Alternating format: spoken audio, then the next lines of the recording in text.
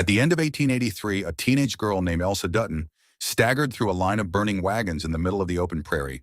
As Lakota warriors attacked a group of settlers, Elsa grabbed a fallen rifle and bravely shot one of the attackers.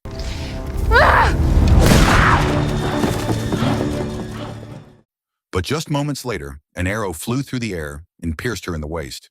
She dropped to her knees, surrounded by men preparing to kill her. And just as the story reaches that moment, it suddenly flashes back several months earlier to explain how this young girl ended up there. Elsewhere, we are introduced to Shea Brennan during the worst day of his life. The former Army officer could only stand outside his small home in Texas as smoke poured from the windows and flames consumed the house. Inside were the bodies of his wife and daughter, both taken by smallpox. Unable to watch the home filled with memories turn into a grave, Shea decided to burn the entire place down himself.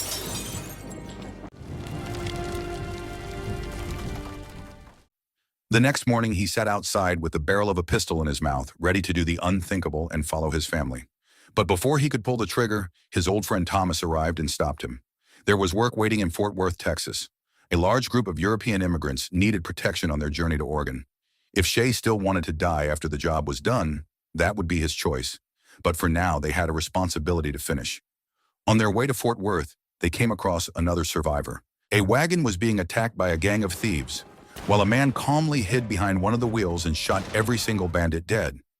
That man was James Dutton, a former Confederate captain who had spent 3 years imprisoned after the war. Now he was trying to bring his family west in search of a better future. From a distance, Shea and Thomas watched in silence, clearly impressed by what they saw. Once James finished dealing with the thieves, the two men approached him and warned him not to steal the horses of the men he had just killed unless he wanted more trouble. After that, Shea and Thomas continued on their way. And in the end, James actually listened to their advice. Instead of taking the thief's horse, he released it and continued traveling ahead of his family with the wagon and supplies. This was the beginning of their journey west. Welcome to 1883. 1883. Meanwhile, James's wife Margaret, his teenage daughter Elsa, his 5-year-old son John, his stubborn sister Claire, and Claire's daughter Mary Abel were still traveling by train from Tennessee. Even inside the train, their personalities could not have been more different. Claire was deeply religious, but years of losing her husband and 6 children had left her bitter and emotionally broken. Elsa, on the other hand, was full of energy and curiosity. She walked barefoot through the train cars and stared out at the world ahead of her, dreaming of a freer life. Margaret found herself caught between them, trying to keep peace between her rebellious daughter and her angry sister while leaving their old life behind. But when the Dutton family reunited in Fort Worth, their romantic vision of the West immediately collapsed. The city was brutal and unforgiving. James became the victim of a pickpocket, chased the thief down, and shot him dead. Then, almost casually, a crowd gathered and hung the man's body in public while nobody seemed to care. That same night at the hotel, a drunk man forced his way into Elsa's room and tried to assault her. James arrived just in time and killed the man without hesitation. By now, Elsa had already seen 2 people die and witnessed her own father killed to protect her. The idea that this journey would be some exciting adventure was quickly fading away. At the same time, Shea and Thomas finally met the people who had hired them, a large group of European immigrants fresh off the boat. Most of them barely spoke English except through a translator named Joseph. They could not swim, had no idea how to handle wagons or livestock, and carried expensive furniture, pianos, and antiques instead of weapons. They had paid to be guided to Oregon because they believed free land was waiting for them there, without understanding how deadly the journey would actually be. Shea still accepted their money, even though he already knew the truth. Most of them were never going to survive the trip. While looking over the immigrants, Shea spotted James once again, and immediately realized he was exactly the kind of man they needed for the trail ahead. James refused at first, but after what happened to Elsa at the hotel, he and Margaret understood how dangerous it would be to travel alone with a teenage daughter through territory filled with criminals and outlaws. So when Shea's wagon train finally left Fort Worth, the Dutton family joined the caravan from behind. The story then briefly flashes back to James during the war, surrounded by horrific bloodshed and endless bodies on the battlefield. The trauma in his eyes made it clear that a part of him had never truly left that war behind. Back in the present, James and Shea constantly argued about almost everything, from which direction to travel to how the group should be led. Around this time, Shea also hired 2 cowboys named Wade and Ennis to help gather wild cattle. Since the immigrants no longer had enough money to buy food, they would have to catch and manage livestock themselves if they wanted to survive. Elsa also joined in to help herd the cattle, and her riding skills immediately surprised the older men around her. She handled a horse with confidence far beyond her age. While the cowboys were away working with the herd, a group of armed riders approached the camp, asking permission to water their horses and pass through peacefully. But Claire, whose heart had become consumed by grief and anger, suddenly started throwing rocks at them. It was a reckless and dangerous decision that quickly escalated tensions. The men rode away at first, but later returned heavily armed and attacked the wagon train. Several immigrants were killed during the assault, including Claire's daughter, Mary Abel, who was shot dead right in front of her mother.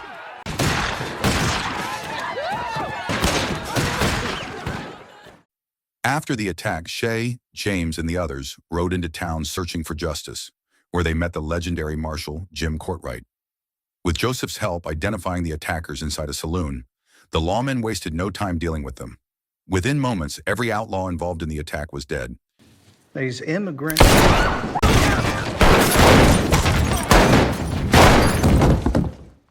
Don't just sit there shaking. Are there any more? Justice had been served, but the town was no longer safe for the caravan. Shay ordered everyone to leave before sunrise. Claire, however, refused to continue. Mary had been her seventh and last surviving child, and now she was gone too. Losing her final daughter completely shattered what little strength Claire still had left. So Claire chose to remain beside Mary's grave, and there she did the unthinkable. The wagon train moved on without her. Before leaving, Shay looked back one final time, silently respecting the choice she had made. For the Dutton family, it became another painful reminder that the wilderness did not care how much grief people carried inside them. As the caravan traveled farther from town, danger followed them constantly. The immigrants began dying one by one in horrible ways. Some were bitten by snakes, some died from dysentery, and others were crushed beneath wagon wheels. Every time someone died because of carelessness, James moved his family farther away from the main group. He believed recklessness could spread and eventually put his own family at risk. But more than snakes, disease, or bandits, the thing they feared most was the rivers. A snake might kill one person, a bandit could be shot, sick people could be abandoned if necessary, but a powerful river could drown dozens all at once. And when they finally reached the Brazos River, that fear became reality. The group faced a difficult decision, and once again, James and Shay clashed over what to do. Shay wanted to cross slowly and carefully, while James believed they needed to move quickly before winter trapped them on the trail. In the end, James decided to get his own family across the river first. That night, the group crossed the river using ropes tied from one side to the other. By the time morning came, James had safely gotten his family across, allowing him to focus on helping the rest of the caravan. Meanwhile, Elsa stayed behind with the cowboys to help manage the cattle. As time passed, she slowly grew closer to Ennis.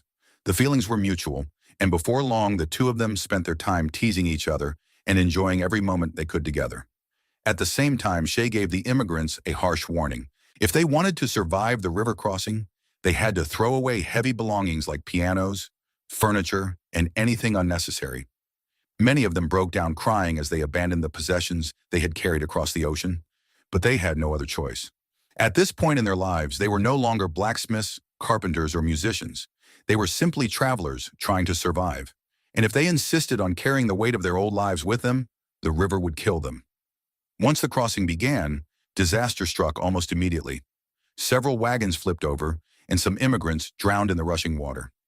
Margaret desperately tried to save one of them, but failed.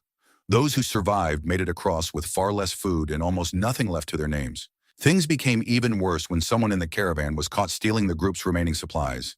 Shay and James stormed into the thief's camp, beat him badly, and threw him out into the wilderness.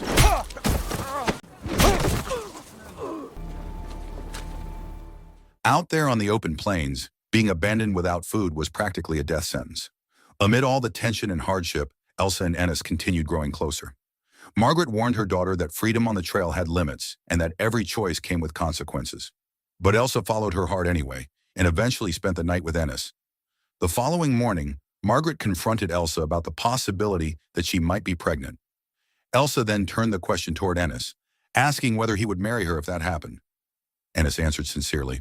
He promised he would take responsibility and protect her no matter what, even if James never approved of him. And when he finally stood face to face with Elsa's intimidating father, he still refused to back down from that promise. I'm taking her. If you won't give her to me, I'll goddamn steal her. I swear it.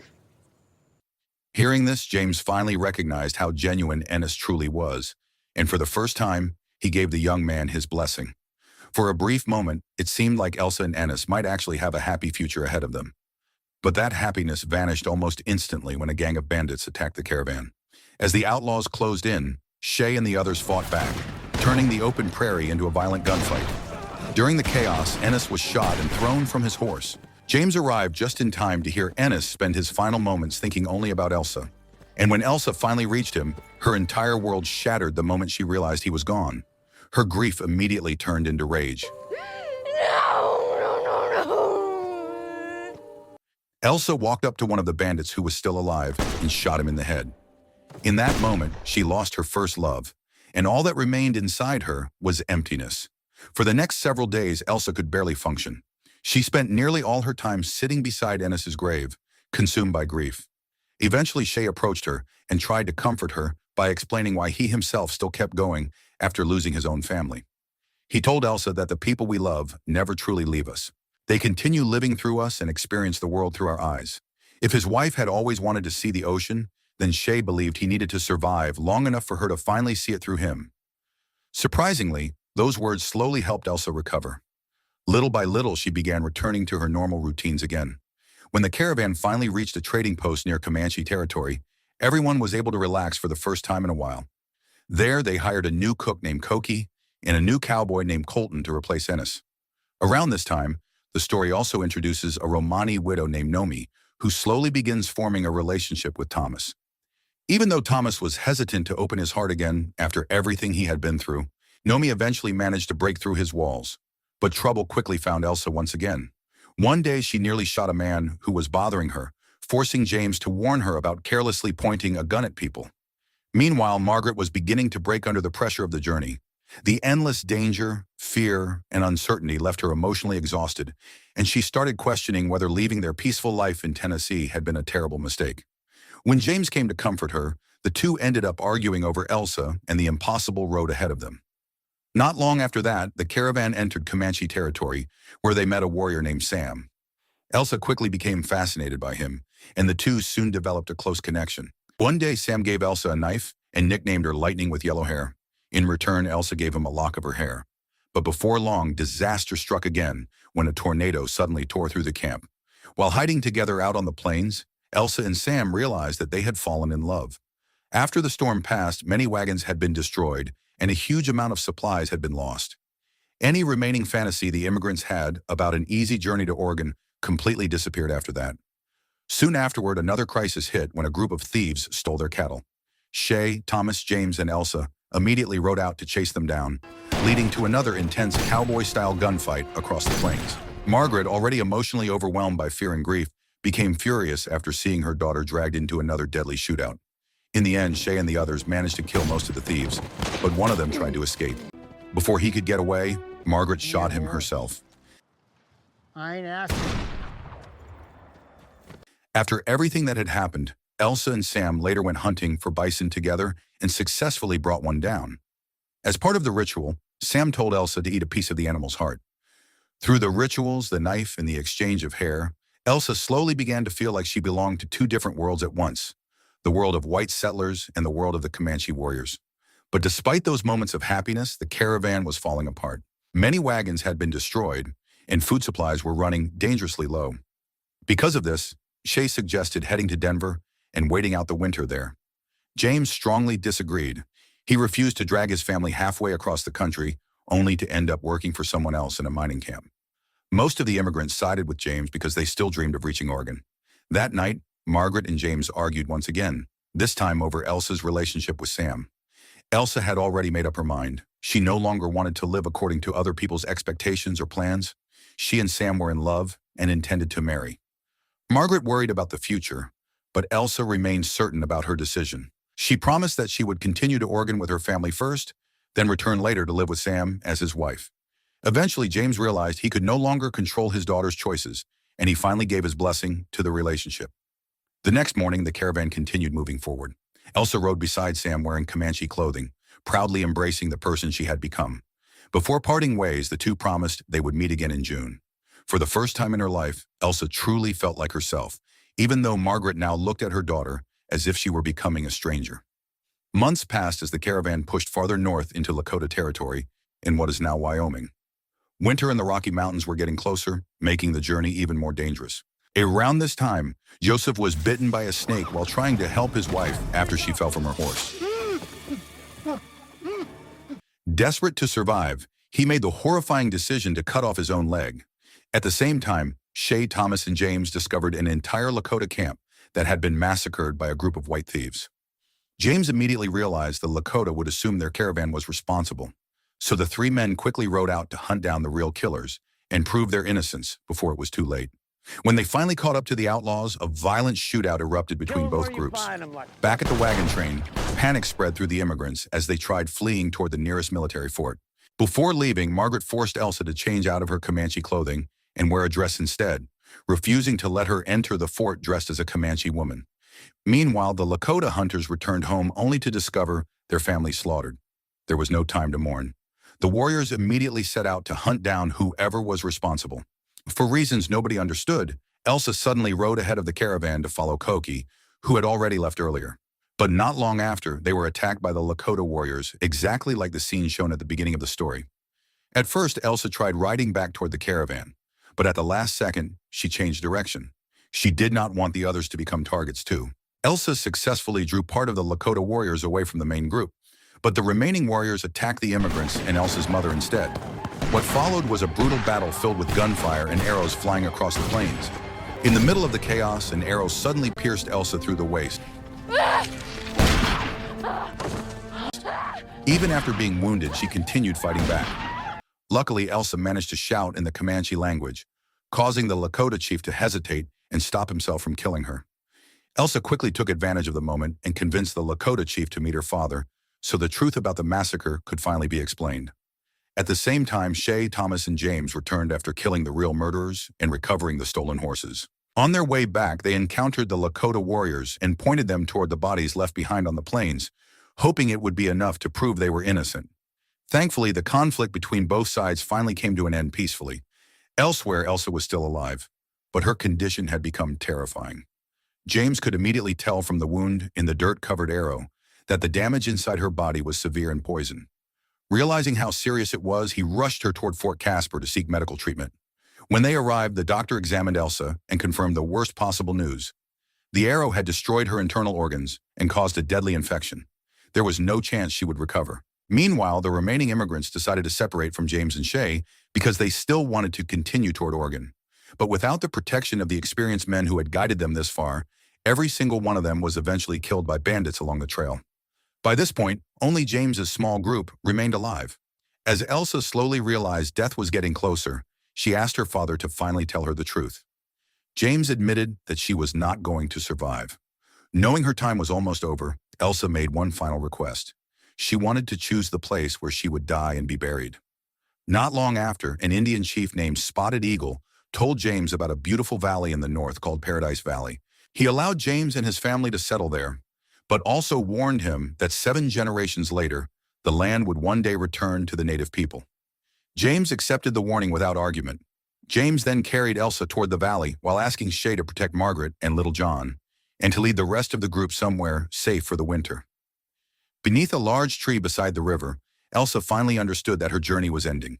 She quietly spoke with her father while remembering her childhood, and for the first time, she no longer felt afraid. Resting peacefully against James's chest, Elsa closed her eyes for the last time. In her final thoughts, Elsa imagined herself riding freely across a beautiful open field alongside the man she loved. 1 year later, Joseph, now living with one leg, began building a home of his own on a piece of land. Thomas and Nomi successfully reached Oregon, where they started a happy life together with their children. As for Shay Brennan, he eventually reached the shore of the Pacific Ocean. There, he finally saw the sea his wife had always dreamed of seeing. Feeling that his final duty had been completed, Shay sat quietly on the beach remembering the people he carried in his heart. And after that, he chose to join his family by pulling the trigger on himself. The year 1883 became the beginning of the Dutton family's legacy. After sacrificing so much, including the life of their daughter, They finally found the beautiful land where they would settle forever, the place that would one day become known as Yellowstone. So the moral of the story is, sometimes people spend their whole lives chasing a better future, only to realize too late that the real treasure was the people they lost along the way.